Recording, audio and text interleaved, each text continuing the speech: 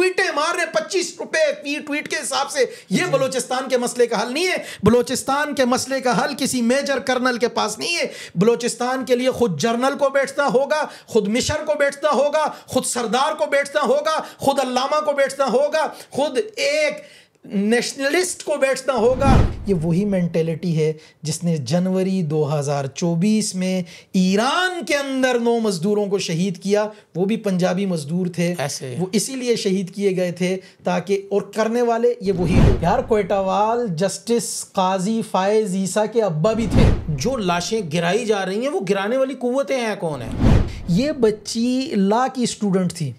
ये 23 अगस्त तक अपने घर से राब्ते में थी। इसकी कोई ऐसी एक्टिविटी नहीं थी कि जिससे घर वालों को शायबा भी हुआ हो कि ये खुदकुश हमलावर बनने जा रही है। कि बलूचिस्तान की शोरश में सबसे ज्यादा मुतासिर होने वाला उलमा का तबका है। क्या हाफिज हमदुल्ला पे 3 हमले नहीं हुए? बलूचिस्तान के अंदर पंजाबी इतने आबादकार हैं कि वो नस्लों से आबाद है। वो पंजाब से ज्यादा कंफर्टेबल वहां बलूचिस्तान में। वो क्यों नहीं मारे जा रहे? उन्हें क्यों कुछ नहीं हो रहा? मैं आज आपसे सवाल करूंगा कि बलूचिस्तान का मसला है क्या? आपने हालिया वाक़े का जिक्र किया, मुझे बतलाइए कि अभी कितने लोग शहीद हुए पंजाबी? अस्सलाम वालेकुम रहमतुल्लाहि व बरकातुहू। नाज़रीन इकराम, आप देख रहे हैं वॉइस ऑफ मौलाना और मैं हूं आपका होस्ट मोहम्मद अबू बकर। नाज़रीन इकराम, बहुत शुक्रिया आपने अपना कीमती वक्त निकाला आज की हमारी पॉडकास्ट को देखने के लिए। आज की हमारी पॉडकास्ट का जो टॉपिक है वो है बलूचिस्तान। तो इसके लिए मैंने अपने स्टूडियो के अंदर जिनको दावत दी है वो सोशल मीडिया एक्टिविस्ट हैं और पहले भी वो बहुत सारे मौज़ूआत पाकिस्तान के अंदर जितने भी उठने वाले ट्रेंडिंग के अंदर मौज़ूआत होते हैं उनके ऊपर गुफ्तगू करते हैं और उनका तज़िया बड़ा जानदार तज़िया होता है। तो आज मैंने फिर उनको दावत दी है, वो तशरीफ़ लाए हैं, तो लेके चलता हूँ आपको आफ्ताब भाई की तरफ। अस्सलाम वालेकुम रहमतुल्लाहि व बरकातहू। वालेकुम अस्सलाम व रहमतुल्लाह। आफ्ताब भाई क्या हाल है, कैसे हैं आप? अल्हम्दुलिल्लाह। आपका सफ़र कैसा रहा? अल्हम्दुलिल्लाह। मिजाज कैसे हैं आपके? दुआएं आपकी। आफ्ताब भाई, सबसे पहले तो शुक्रिया आपका, आप मेरी दावत पर तशरीफ़ लाए। अल्लाह आपसे राज़ी हो जाए। बहुत शुक्रिया, आप सारे अपने काम छोड़कर हमारे लिए वक्त निकालते हैं। ये आपका बहुत बहुत बड़ा पन है आपका। आफ्ताब भाई, मैं उम्मीद करता हूँ आपका सफ़र भी बिल्कुल खैरियत से गुजरा होगा, लेकिन इन सारे मामलात के पीछे आजकल जो आपको पता है मुल्की हालात चल रहे हैं और बलूचिस्तान का ख़ास तौर पर मैं आज आपसे सवाल करूंगा कि बलूचिस्तान का मसला है क्या? बहुत शुक्रिया अबू बकर भाई कि आपने इस मौजू का इंतखाब किया। बलूचिस्तान का मसला सियासी भी है, बलूचिस्तान का मसला मुआशी भी है, बलूचिस्तान का मसला समाजी भी है। और बलूचिस्तान का मसला आज से नहीं है, बलूचिस्तान का मसला रोज़ अव्वल से है। बलूचिस्तान के अंदर इस वक्त जो भी शोरश है उसको हर शख्स अपनी ऐनक से देखता है। ठीक है। और कोशिश ये होती है कि जो ऐनक जिसने लगाई हुई है उसी तनाजुर में उस मसले को बयान किया जाए। लेकिन बलूचिस्तान के मसले के हल के लिए कोई भी शख्स बलोच अवाम से उस तरह से रुजू नहीं कर रहा जिस तरह से के करने का हक़ है। मिसाल के तौर पे आपकी कौमी असम्बली में इस वक्त बलूचिस्तान आपका आधे पाकिस्तान को आप एक तरफ करें तकरीबन 45-46% जो है वो बलूचिस्तान का सूबा है जी। लेकिन उसकी नुमाइंदगी कितनी है कौमी असम्बली में? इसी तरीक़े से वहाँ की मादनियात के हवाले से उनके तहफ़्फ़ुज़ात हैं, बिल्कुल जायज़ हैं, वो पूछते हैं। इसी तरीक़े से दीगर बहुत सारी चीज़ें हैं जो बलूचिस्तान के अवाम गाहे बगाहे अपने एतराज़ात, इश्कालात, एहतजाजात करते रहते हैं, हमारे सामने आती रहती हैं बातें। तो वो मसला है उनका बहरहाल, लेकिन उस मसले के हल के लिए कहाँ जाया जाए ये एक सवाल है। अच्छा, उस मसले के हल के लिए बलोच अवाम के पास जाना चाहिए, उस मसले के हल के लिए बलोच अवाम से रुजू करना चाहिए, जिनका मसला है वही हल निकालेंगे। नहीं, आपने फरमाया कि बलोच अवाम के पास जाना चाहिए, उसका हल निकालना चाहिए। क्या आप समझते हैं कि ये हल है कि जो वहाँ पर पंजाबियों को बसों से उतार कर उनके आईडी कार्ड चेक कर कर जब आईडी कार्ड पंजाब का निकला शूट किया गया, फिर हमारे फोर्सेस के नौजवान जिनको वहाँ पर शहीद किया गया, तो आप क्या समझते हैं कि ये आज से नहीं सिलसिला, हम भी बड़े लंबे अरसे से देख रहे हैं। आपको पता है कि ये मौजूदा जो सूरत हाल बनी है इन 5-6 दिनों के अंदर कराची के अंदर हुआ, मामलात ख़राब हुए, कुछ नौजवान शहीद भी हुए, ज़ख्मी हुए। इसी तरह वहाँ पर बलूचिस्तान में एकदम से अजीब अजीब तरह की ख़बरें आई, हमें यूँ लगा कि हम बैग चले गए हैं। वो उस ज़माने के अंदर, जिस ज़माने के अंदर पूरे पाकिस्तान के अंदर जो है ना वो मुख्तलिफ़ किस्म की दहशत गर्दी हुआ करती थी। तो क्या आप समझते हैं कि अगर बलोच अवाम के पास क्या यही हल है हमारे पास आने का कि वो हमारे पंजाबियों को उतार कर उनको शूट करें? जी बिल्कुल, ये गलत हुआ है। सबसे पहले तो इसकी गैर अनकंडीशनल माफ़ी मांगनी चाहिए जिन्होंने भी किया, और जो भी उन अनासिर की किसी भी तरह से पुष्टपनाही करते आए उनका कला कमा किया जाना चाहिए। उन हजरात को पकड़ना चाहिए जिन्होंने किया, उन्हें कैफर किरदार तक पहुंचाना चाहिए। और मैं ख़ुद इस पर उतना ही मुतासिर हूँ जितने कि आप मुतासिर हैं। बलूचिस्तान का कोई भी पढ़ा लिखा मुहिब वतन पाकिस्तानी बलोच उतना ही रंजीदा है जितने आप रंजीदा हैं। ये मसला पंजाबी बलोची का नहीं है जी, ये मसला पंजाबी बलोच का नहीं है, या ये मसला पंजाबी पठान का नहीं है जी। आपने हालिया वाक़े का ज़िक्र किया, मुझे बतलाइए कि अभी कितने लोग शहीद हुए पंजाबी?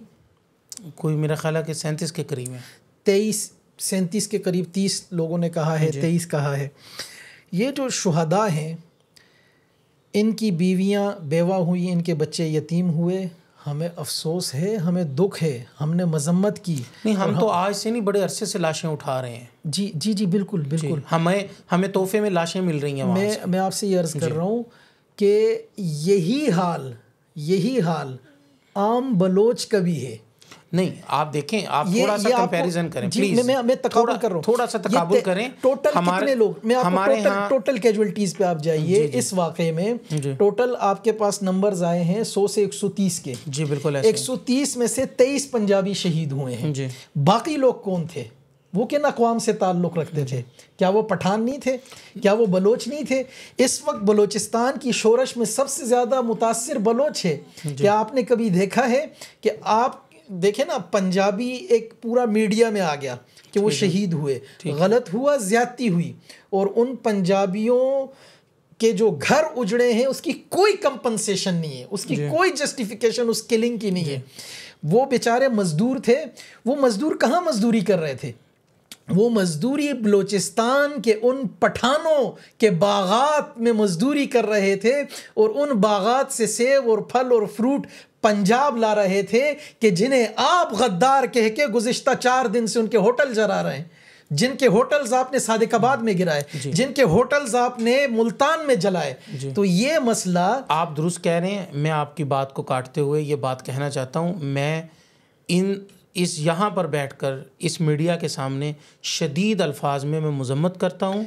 हम इसके कायल नहीं हैं। जी, बलोच, पठान और पंजाबी, ये हम इस लिसानियत परस्ती में नहीं है, असबियत में नहीं। बिल्कुल बिल्कुल। हम एज अ पाकिस्तानी, मैं देखिए मैंने खुद आपको मैं बताऊं, हमने खुद, मैं बल्कि अगर आप कहेंगे तो मैं यहाँ पर वो इस वीडियो के अंदर वो हम अपनी वो तस्वीरें भी लगा सकते हैं।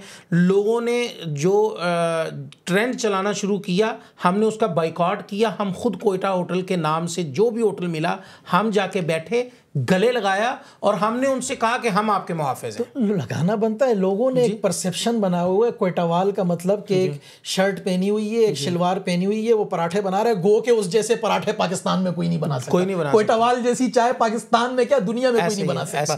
लेकिन एक परसेप्शन बना हुआ है कि यही कोयटावाल है। यार, कोयटावाल जस्टिस काजी फायज ईसा के अब्बा भी थे। ठीक है। काजी फायज ईसा के वालिद साहब जो काजी मोहम्मद ईसा साहब थे, मुस्लिम लीग, ये बलूचिस्तान कैसे पाकिस्तान के साथ कैसे शामिल? क्वेटा डिवीज़न, कलाट डिवीज़न, फिर ये तो ब्रिटिश बलूचिस्तान था ना, जब वो अफ़गानिस्तान से लिया था अंग्रेज़ ने, जब उस पर तसल्लुत करके अफ़गानिस्तान से इस तरफ अलग किया, तो ये पाकिस्तान के साथ कैसे इल्हाक़ हुआ था? तो काजी मोहम्मद ईसा साहब को जिन्ना साहब ने क्या फरमाया था कि ये मेरा सूबा है, मैं इसकी हिफाजत करूँगा, मैं इसका ख्याल रखूँगा। तो जिन्ना साहब रहमतुल्लाह अलैह ने इसे अपना सूबा करार दिया। तो बलूचिस्तान का चेहरा काजी मोहम्मद ईसा है। बलूचिस्तान का चेहरा वहाँ की वो अवाम है कि जिन्हें आपने आज तक सिर्फ एक ही परसेप्शन है कि जी ये कोयटावाल होटल, ये चाय वाला, ये स्मगलर, ये मंशियात, ये असला फरोश। ऐसा नहीं है। ठीक है, कोयटावाल, चमन वालों को भी कोयटावाल कहते हैं, पशीन वालों को भी कोयटावाल यहाँ समझा जाता है। मतलब बलूचिस्तान का जो पश्तो बोलने वाला है उसे कोयटावाल कहा जाता है। हाँ, एक और बात आपको बताऊं, मजे की बात, कि बलूचिस्तान के अंदर 45-46% पश्तून है, 46% पठान आबादी है। उनकी नुमाइंदगी बलूचिस्तान में कितनी है? आप देखें सेक्रेटरी लेवल तक तो वो बेचारे जाते ही नहीं है।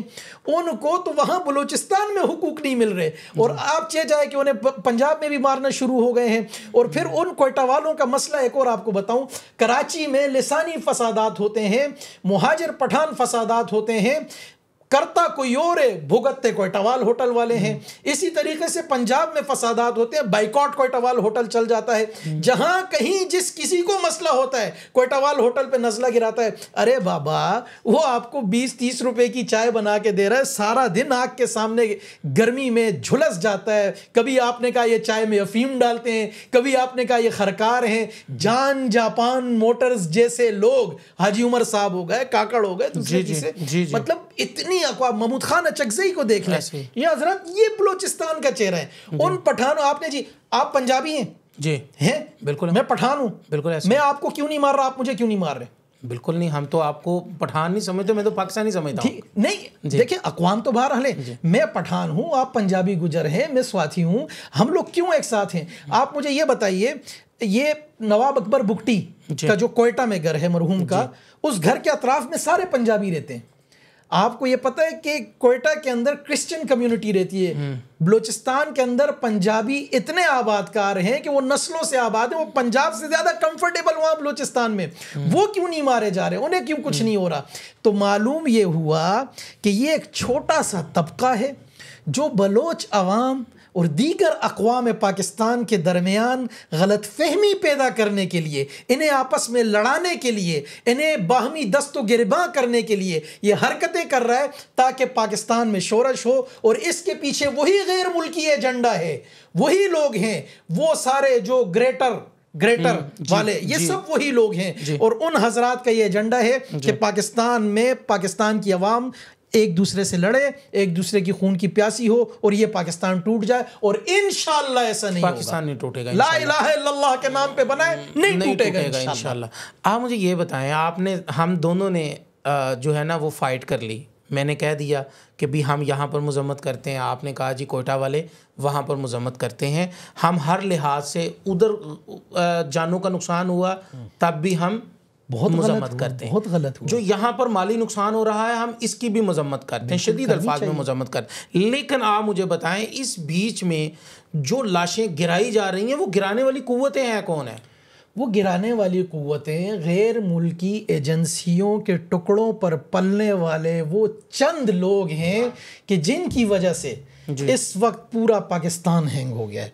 वो गैर मुल्की एजेंसियों के डॉलरों पे, पौंडों पे और तुमन पे पलने। थोड़ा सा खोल लें इसको, मैं समझता हूँ मेरे सामने से नज़र गुजरी है, कोई BLA BFA क्या है ये? जी, BLA है, BLF है।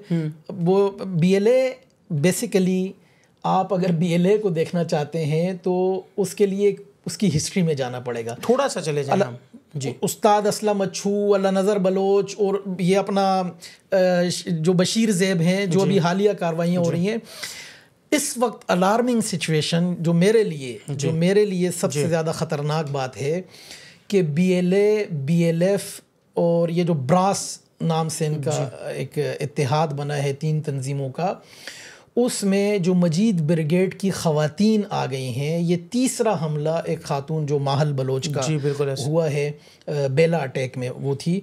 ये बच्ची लॉ की स्टूडेंट थी, ये 23 अगस्त तक अपने घर से राब्ते में थी। इसकी कोई ऐसी एक्टिविटी नहीं थी कि जिससे घर वालों को शायबा भी हुआ हो कि ये खुदकुश हमलावर बनने जा रही है।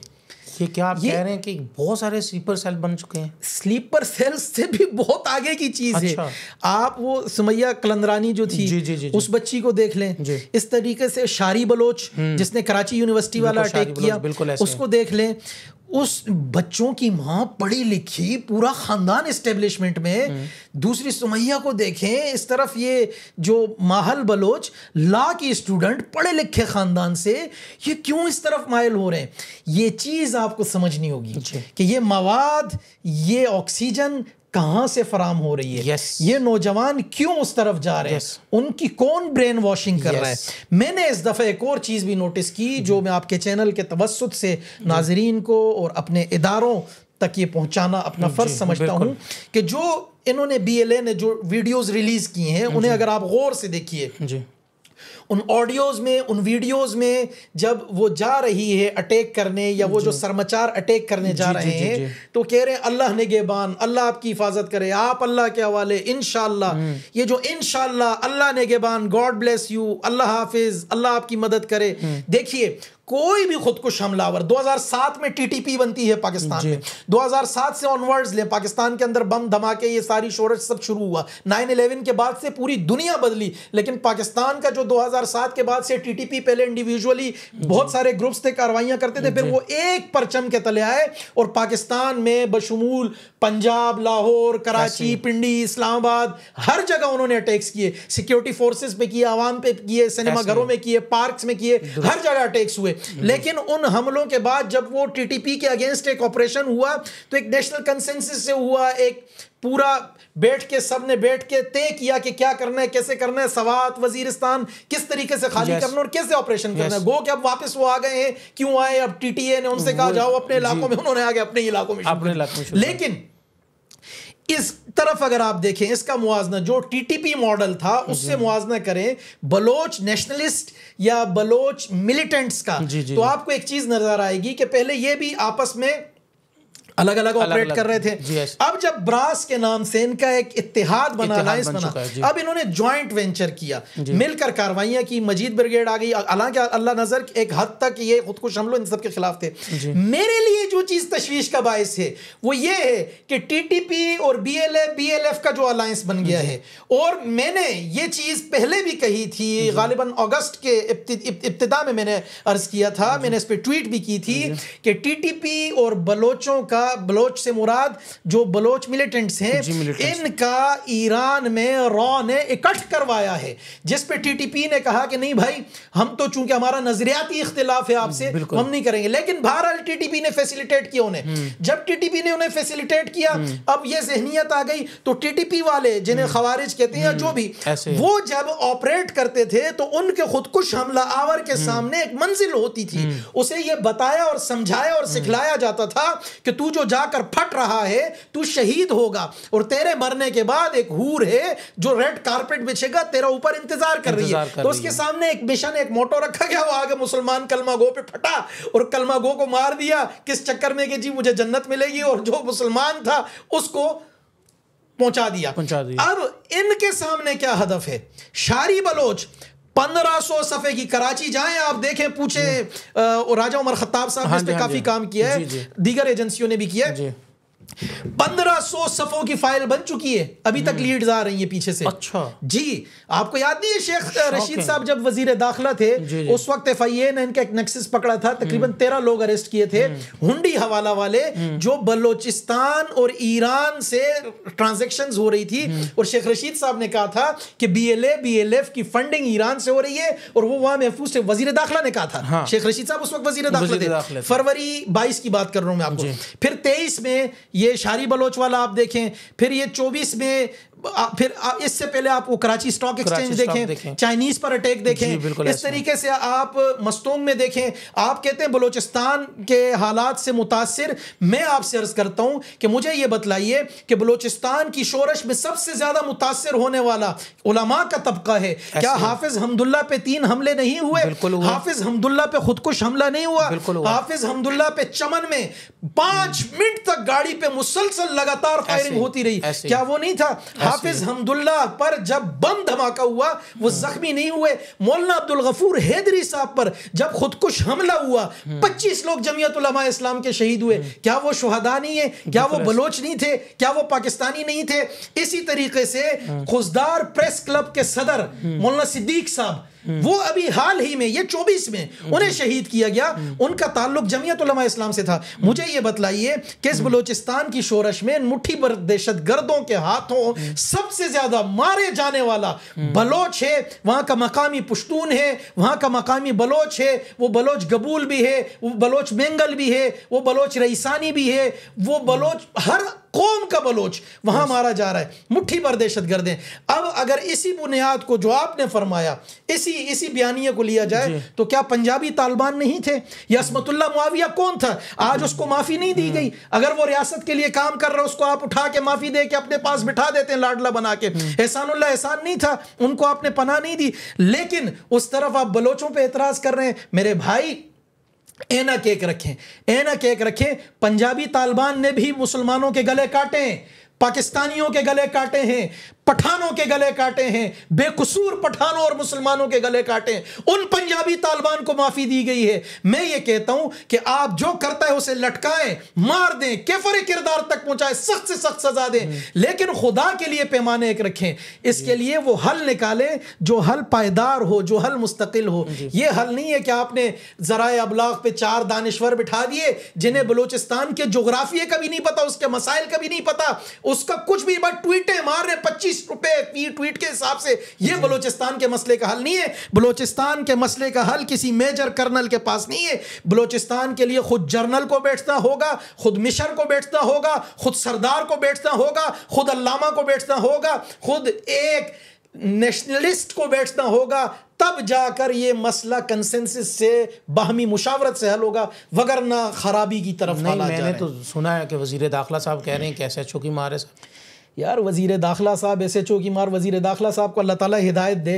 वज़ीर दाखिला साहब ने बल्ली के बकरे बनाए हमारे पुलिस के जवान जो कच्चे में भेजे। एक कच्चे का ऑपरेशन तो आपसे होता नहीं है। SHO की मार है, कच्चे को SHO से क्लियर कराओ ना। सही कह रहे हैं, SHO की मार है, वो SHO ही बेचारा जाके शहीद होता है, वो आम पुलिस वाले ही शहीद होता है, आम सिपाही शहीद होता है, मेरा कप्तान, मेरा मेजर शहीद होता है। मैं वज़ीर दाखिला साहब से कहता हूँ, आओ मैदान में उतरो ना, भेजो अपने IG को, भेजो अपने जर्नल को। इसके लिए बैठ के देखें, ये जो छोटे लेवल पे लोग हैं उनके पास डिसीजन पावर नहीं होती, वो नहीं ले सकते फैसला, नीचे से फिर मामलात खराब हो जाते हैं। फिर आप उनको कवर करने के चक्कर में, कौन थी डॉक्टर शाजिया, क्यों ये मसला उठा, क्यों अकबर बुगटी को मारा, अकबर बुगटी को ना, ये 18वीं सदी पे बरसी पे अकबर बुगटी के किया ना ये मामला। तो अकबर बुगटी को जिस दिन मारा गया, डॉक्टर शाजिया से वो सारा स्पार्क मिला।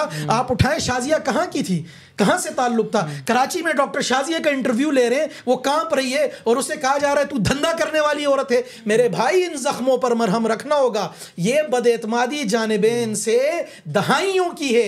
ये 1 मिनट में नहीं हल होगा कि सुबह जाके कर दो जी, ये फलां कर दो, ये हल कर दो, चलो जी मुकमुका, ऐसे नहीं होगा। इसके लिए बैठ के एक कौमी जिरगा तश्कील दें, इसमें उलमा को बिठाएं, क्योंकि इसमें सबसे ज्यादा आपके पास 2 लोग हैं। मैं आपसे दोबारा अर्ज करता हूं, बिल्कुल ऐसे दो तबके हैं जो ये मसला हल कर सकते हैं। बलूचिस्तान का हल सियासी तौर पे जमीयत उलमा इस्लाम के अलावा किसी के पास नहीं है। मैं दावे से कहता हूं, क्योंकि जितनी इंग्रेस, जितना इन्फ्लुएंस जमीयत उलमा इस्लाम के उलमा किराम का वहां है, उतना किसी का भी नहीं है। बिल्कुल ऐसे आप उलमा को इस्तेमाल करें, दूसरा आप वहां के सरदारों के पास जाएं, आप इन दोनों को राजी करें। आप देखें ग्राउंड लेवल पे एकदम नहीं होगा, साल 6 महीने में नहीं होगा। आप ये यूट्यूबर्स और इधर उधर जितना फजूल का पैसा लगा रहे हैं, आप इसके बजाय उलमाए किराम पे मेहनत करें और आप सरदारों पे मेहनत करें। इंशाअल्लाह ये आपकी गलतफहमियां दूर होंगी, अवाम आपके पास आएगी, अवाम आपके करीब आएगी, और जब अवाम करीब आएगी तो बलूचिस्तान भी आपका, पाकिस्तान भी आपका। जी, आप समझते कि यही हल है जो आपने अभी मेरे ख्याल से यही हल है। आपको सरदार अख्तर मेंगल साहब ने 6 निकात दिए थे। अच्छा, उन निकात में देखें, कायदे आज़म साहब का फार्मूला देखें, उस फार्मूले, उन निकात को जमा करें। आप 20 की जरा खोले ना, वो 6 निकात क्या है? वो 6 निकात मिसिंग पर्सन्स के हवाले से, ये जो अभी डॉक्टर महरंग बलोच साहिबा हैं निकली हुई हैं, ठीक है। हाँ सॉरी, डॉक्टर महरंग बलोच साहिबा भी तो हमारे पंजाब में आई। आप और मैं, हम साथ गए भाई। हमने उनको बेटी है, बेटियां साझी होती हैं, हमने उसके साथ जी हमने उसके जी चादर दी, दुपट्टा रखा, पैम्पर्स डायपर्स बच्चों के लिए, दूध, डबल रोटी, खाना हमने सब दिया। कोई भी बेटी आएगी उसको इसी तरह से वेलकम करेंगे, खा वो इस्लामाबाद आए, खा वो केपी का है, खा पंजाब आए, खा कराची आए। उन्होंने थोड़ा बहुत कहा है, मजम्मत की है, लेकिन उस अंदाज में नहीं की है। नहीं करेंगी इंशाल्लाह। देखिए मैं क्या थोड़ा सा, मैं डॉक्टर महरंग बलोच साहिबा से भी कहता हूँ, देखिए आप हमारी बेटी, हमारी बहन, आप पंजाब तशरीफ लाई, आपके सर पे पंजाब ने हाथ रखा, आप को हर तरह से वालिहाना अंदाज से वेलकम किया। आप इसी वालिहाना अंदाज से उस यतीम बच्चे के पास जाएं जिसके बाप को बस से उतार के मारा गया। आप उस बेवा के पास जाएं कि जो रोती हुई आंखें उसकी भीगी हुई थी और कह रही थी कि मेरा सुहाग नहीं आया, मेरे सामने मेरे बच्चों के बाप को उतार दिया, मैं कहती रही कि वो लोग नहीं आए, और फिर गोलियों की आवाज आई और रात भर वो मस्जिद में रही और उसके बच्चे बुखार से तपते रहे और उसके बाद सिक्योरिटी फोर्सेस ने आके वहां निकाला। उस बेवा के पास, डॉक्टर साहिबा आपका जाना बनता है, ये मरहम आप रखेंगी, हम आपके सर पे चादर रखेंगे, हम आपको इज्जत देंगे, आप इन यतीमों और शुहदा की बीवियों और बेवाओं के पास जाएंगी, इंशाअल्लाह ये मसला खत्म होगा। हमने आवाज उठाई। जब लाहौर के अस्पताल की छत से लाशें मिली, हमने सवाल उठाया, हमने बलोच अवाम के हक में खड़े होकर बात की। हम बलोचिस्तान की अवाम मिसिंग पर्सन्स हो या एक्स्ट्रा जो भी मावराए अदालत कत्ल किसी भी मामले में ले, हमने बलोचिस्तान के अवाम के लिए जो भी पुरअमन तरीके से बीइंग एक्टिविस्ट एज एक्टिविस्ट हो सकता है, हमने आवाज उठाई। लेकिन आप बलोचिस्तान की एक्टिविस्ट हैं, आप वहां की आवाज हैं, एक तवाना आवाज है। अगर आप ये जेस्चर दे, आप आएंगी, तशरीफ लाएंगी, यकीन करें ये दूरियां खत्म होंगी। और जो दुश्मन चाहता है कि हम आपस में लड़ जाएं, पाकिस्तानी का, मुसलमान का, मैं कहता हूं इंसानियत है यार, मुसलमान से भी ऊपर जाए। एक इंसान का क्यों खून बहा है? खून का रंग एक है, खा कोई काफिर है, कोई मुस्लिम है, कोई सिंधी है, बलोच है, पठान है, पंजाबी है, खून का रंग एक है। खुदा रा खून ना बहाओ। बिल्कुल ऐसे। अच्छा, हम वो नकात खोल रहे थे, फिर मैं अपने बात को क्लोज करवा। मिसिंग पर्सन्स का मसला है, इस तरीके से बलोच अवाम की नुमाइंदगी का मसला है कि बलोचिस्तान के अंदर सिविल सुप्रीमेसी हो, इदारों के अंदर सियासी जो इन्फ्लुएंस भी ना, और जो सियासी पार्टियां वो बलोचिस्तान ही के लोग हों, उन्हें काम करने का हक दिया जाए, उन्हें वहाँ आज़ादी से बग़ैर इस्टेब्लिशमेंट के या बग़ैर रियासती इन्फ्लुएंस के वो आज़ादी से जो बलोचिस्तान की अवाम या उनके मफाद में फ़ैसला करें, उनको फ़ैसलों में आज़ादी दी जाए। जी बिल्कुल ठीक है। अच्छा, अब आप ये समझते हैं कि सिर्फ बलूचिस्तान का हल यही है? जी, बलूचिस्तान का हल यही है। बलूचिस्तान का इसके अलावा ना कोई अस्करी हल है, ना कोई लश्कर हल है, ना कोई डेथ स्क्वाड हल है, ना कोई यूट्यूब चैनल हल है, ना आपका मीडिया ज़राए अबलाग, क्योंकि बलूचिस्तान से पाकिस्तान है, क्योंकि बलूचिस्तान होगा। ये आपका सीप है कि वो आसिफ महमूद साहब ने बहुत ज़बरदस्त एक कॉलम लिखा कि बलूचिस्तान वर्सेस वर्ल्ड 11। इस वक्त आप देखें ना कि ईरान के थ्रू दुनिया में जितने भी एंटी पाकिस्तान एलिमेंट्स या एजेंसीज़ या लोग हैं, खा वो रॉ है, खा वो मोसाद है इसराइल की, खा कोई भी तंजीम है, वो तंजीम ईरान के थ्रू बलूचिस्तान में ऑपरेट कर रही है। और हमारे पास इस चीज़ के सबूत हैं और हमने कई दफ़ा ईरानियों के मुंह पे मारे हैं। तो हमें करना ये होगा, सबसे पहले वो काटना है उसे, ठीक है, फिर बलूचिस्तान को अपने पैरों पे खड़ा करना है। बलोच अवाम बलोच अवाम बहुत अच्छी, मैं आपको हकीकत बता रहा हूँ, आप जाएंगे आपको मजा आएगा वहाँ। आप गवादर जाएं, तुरबत जाएं, दालबंदीन जाएं। तो डर लगता है कि हम जाएं? नहीं, इंशाल्लाह आप जाएंगे और बलूचिस्तान इंशाल्लाह आबाद होगा। और ये आपके जितने बरादर इस्लामी मुल्क हैं ना, सो कॉल्ड, इनका भी बड़ा पंगा है। ये भी बलूचिस्तान को नहीं पनपने दे रहे। गवादर पोर्ट चल गई तो आप खुद सोचें पाकिस्तान कहाँ होगा, पाकिस्तान का नक्शा कहाँ होगा, दुनिया में कहाँ पाकिस्तान। मतलब ये सारी वही गर्म पानियों तक रसाई की जंग, वो जो सुर्खे आए थे रशियंस, ये वो फलां ढिमका। तो बलूचिस्तान इंशाल्लाह होगा। हमने खून दिया है, इसमें उलमा का खून लगा है, इसमें हमारे सियासी लोगों का खून लगा है, इसमें हमारे मजदूरों का खून लगा है। और मजदूरों से मुझे याद आया, ये वही मेंटेलिटी है जिसने जनवरी 2024 में ईरान के अंदर 9 मजदूरों को शहीद किया। वो भी पंजाबी मजदूर थे, वो इसीलिए शहीद किए गए थे ताकि, और करने वाले ये वही लोग थे। उन्होंने वहां सरावान में तरीकाकार भी लोग भी वही थे, जिसने किया था वो भी अंजाम को पहुंच गया अल्हम्दुलिल्लाह। वो भी नहीं रहा, हाँ उधार नहीं छोड़ते हम, लेकिन जिसने किया उसने उन निहत्ते मजदूरों को, क्वार्टर में सोए हुए मजदूरों को मारा। और पाकिस्तान की हुकूमत ने उनकी डेड बॉडीज़ लाई, वो लाशें भी पाकिस्तान आई थी ईरान से, जिन्होंने वहाँ मारा था, शहीद किया था उन्होंने। उसके बाद वो पाकिस्तान पर जो हमला हुआ जनवरी में ही, उसके बाद जितने भी आप वाक़यात ले लें, वो सारी मेंटेलिटी वही है। अब इस नेक्सस को, इस सिंडिकेट को तोड़ना होगा। और इस तोड़ने के लिए उलमाए किराम को, सरदारों को, फ़ौज को, अदलिया को, बिलखुसूस जस्टिस काजी फ़ायज़ हुसैन ईसा साहब को, ये भी बलोच हैं जी, काजी फ़ायज़ ईसा साहब भी बलोच हैं ना। इस वक्त आपके जरदारी साहब जो सदर पाकिस्तान है वो भी बलोच हैं, ठीक है। तो इन सब हजरात को मिलकर कोई हल निकालना होगा बलूचिस्तान का, वगरना ये आग जलती रहेगी। और एक बात और भी आपसे कह दूँ जी, ये जो लगे हुए हैं ना इतने, ये मैं अपने जो BLA BLF वाले और दूसरे तीसरे जितने भी हजरात लगे हुए, मैं उनसे कहना चाहता हूँ, आपकी इस तहरीक का कोई फ़ायदा नहीं है, आपका कोई बड़ा ही नहीं है। आप क्या करेंगे?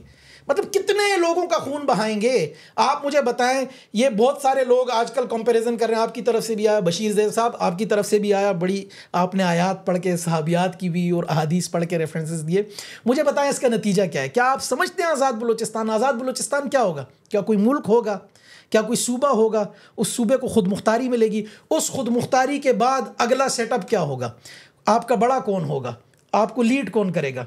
इस वक्त क्या आप ये समझते हैं जो बलोच कबाइल की बरावी हो गए, मेंगल हो गए, मैं अब बाकी चीज़ें आप खुद समझते हैं कि इनकी आपसी चपकलिशें, आपसी लड़ाइयाँ आपस में इनकी नहीं बनती, किस किस को आप सेम पेज पर लाएंगे? और फिर ये जो आपके 46% पठान है, गो के पुश्तून ये भी नहीं मानते, पठान तो कहते हैं हम इससे भी ज़्यादा है, गलत मरदमशुमारी 98 वाली जी, वो कहते हैं हम इससे भी ज़्यादा है। इनका क्या करेंगे? इनको किधर आप लेकर जाएंगे? तो बलूचिस्तान देखें, उतर आए पहाड़ों से। जिसने बात करनी है पाकिस्तान में, आज भी कहता हूँ और मैं हुकूमत पाकिस्तान से हाथ जोड़ के कहता हूँ, जो सरेंडर होना चाहते हैं उन्हें करें। बिल्कुल ऐसे जो पाकिस्तान के साथ आपने पहले, जो पाकिस्तान के साथ आकर इस रियासत को, इस ज़मीन को अपनी माँ समझना चाहते हैं और पुरअमन तरीके से रहना चाहते हैं, खुदारा उन्हें माफ़ करें।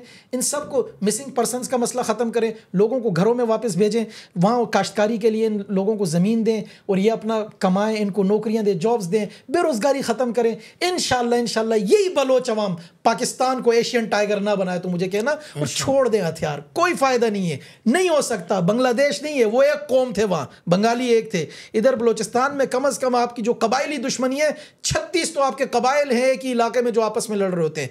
इसके लिए आपको उसी फार्मूले पे आना पड़ेगा जो जिन्ना साहब का था, या जो मेंगल साहब ने पेश किया, और जो निकात पेश किए मेंगल साहब के निकात। और मेंगल साहब के निकात पर अमल ना होने की एक वजह ये भी है, सियासी लोग बेचारे, जब 12 में नवाज शरीफ साहब के पास वो गए, 2-2.5 साल हुकूमत में भी रहे, तो क्यों निकले? बोला मेरे निकात नहीं माने गए। इसी तरीके से फिर ये इमरान खान साहब के साथ भी कोई 2 साल JNP वाले रहे, उसके बाद फिर हुकूमत छोड़ दी, बोला यार हमारे निकात।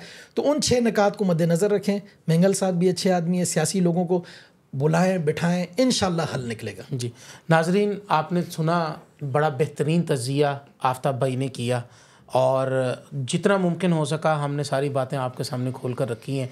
आपके जहन में बलूचिस्तान के हवाले से कोई एडवाइस आती है, आप हमें कमेंट सेशन के अंदर बताएं। इंशाअल्लाह अज़ीज़ हम वो बात आपकी भी यहाँ पर शेयर करेंगे। और दूसरा ये है कि आपसे गुजारिश है, 2 गुजारिशें करनी है, एक अपने पंजाबियों से, एक पूरी पाकिस्तानी कौम से। पंजाबियों से गुजारिश ये है कि ये जो ट्रेंड चल रहा है पंजाब के अंदर, ख़ास तौर पर ये 2-3 दिन के अंदर जो देखने में आया है कि जो कोयटा नाम के जितने भी होटल हैं, चाय के हैं, रेस्टोरेंट हैं, खाने वाले हैं, उनके ऊपर जो हमले हुए, खुदारा हमारी ये रिवायत नहीं है, खुदारा, और हम ऐसे लोग नहीं हैं। और ये ट्रेंड बिल्कुल ख़त्म करें, कोई कोयटा बाइकआउट ना करें भाई। हम एज आ मुसलमान, और सबसे पहले हम मुसलमान हैं, फिर हम पाकिस्तानी हैं, और ये बात छोड़ दें। अल्लाह का वास्ता है, अल्लाह के रसूल का वास्ता है, खुदारा इस बात के अंदर अपने अंदर तफरीक मत लाएं। आपसे बार बार गुजारिश कर रहा हूँ, हाथ जोड़कर गुजारिश कर रहा हूँ, बिल्कुल बाइकआउट ना करें।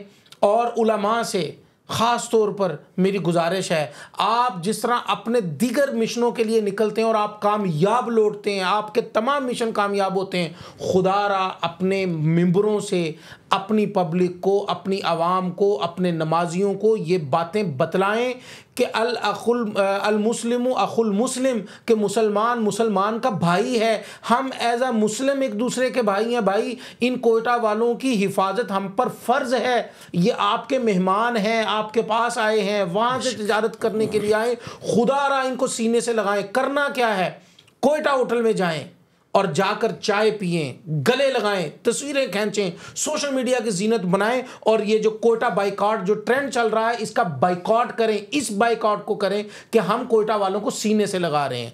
और इसके बाद जो मैं अवामुन्नास से अपना गुजारिश करना चाहता हूँ, खुदारा अपने आप के अंदर अपने बच्चों को आप क्या देकर जा रहे हैं कि मैं पंजाबी हूँ? आप ये देकर जा रहे हैं? आप क्या देकर जा रहे हैं कि मैं पठान हूँ? आप क्या देकर जा रहे हैं कि जी मैं बलूची हूँ? आप क्या देकर जा रहे हैं कि भाई मैं सिंधी हूँ? खुदारा ऐसा ना करें। और मैं एक आखिर में एक गुजारिश करूँगा, मियाँ नवाज शरीफ साहब, आपने अपनी बेटी जो मौजूदा वज़ीर आला पंजाब है उनके साथ मिलकर बैठकर जो पंजाब के लिए फ़ैसले किए, जो रिलीफ आपने पंजाब को दिया, इस वक्त आपके भाई वज़ीर आज़म हैं, मुल्क के वज़ीर आज़म हैं, बलूचिस्तान के भी वज़ीर आज़म हैं, सिंध के भी वज़ीर आज़म हैं और वो खैबर पख्तूनख्वा के भी वज़ीर आज़म हैं। तो आपको अपनी बेटी के साथ साथ अपने भाई के साथ बैठकर भी पूरे पाकिस्तान के लिए रिलीफ देना चाहिए था। मैं एज अ पंजाबी आपसे ये बात कर रहा हूँ, खुदारा आप ये तफरीक मत करें कि हम सिर्फ़ और सिर्फ पंजाब को रिलीफ देने के लिए आए हैं, बेटी को सपोर्ट करने के लिए आए हो। आप भाई को भी सपोर्ट करें, पंजाब को नहीं पूरे मुल्क को सपोर्ट करें। तो लिहाजा कहने को बहुत सारी बातें हैं। खुदारा हम सब मिलकर एक कौम बन जाएंगे तो खुदा की कसम एक इस मुक्के की मानद होंगे। उठने वाली नज़र को जब ये मुक्का लगेगा, आंखें बाहर निकल आएंगी, दांत बाहर निकल आएंगे। और अगर आप उंगली मारोगे तो अपनी उंगली टूट जाएगी, दूसरी मारकर देख लो, दूसरी टूट जाएगी। अगर आप एक हो जाएंगे, इस मुक्के की मानद हो जाएंगे और ये मुक्का जिसको आप रसीद करेंगे इंशाअल्लाहुल अज़ीज़, खा वो हमसाया कैसा भी हो, खा वो इंडिया हो, खा वो कैसा भी हमसाया क्यों ना हो, एक मुक्का की मानद जब हम बन जाएंगे तो इंशाअल्लाह हमारी तरफ कोई मैली आंख से भी नहीं देखेगा। इंशाअल्लाहुल अज़ीज़ एक नई पॉडकास्ट के साथ दोबारा आपकी खिदमत में हाज़िर होंगे। तब तक के लिए मुझे और आफ्ताब भाई को इजाज़त दीजिए। आखिर में पाकिस्तान जिंदाबाद। जिंदाबाद।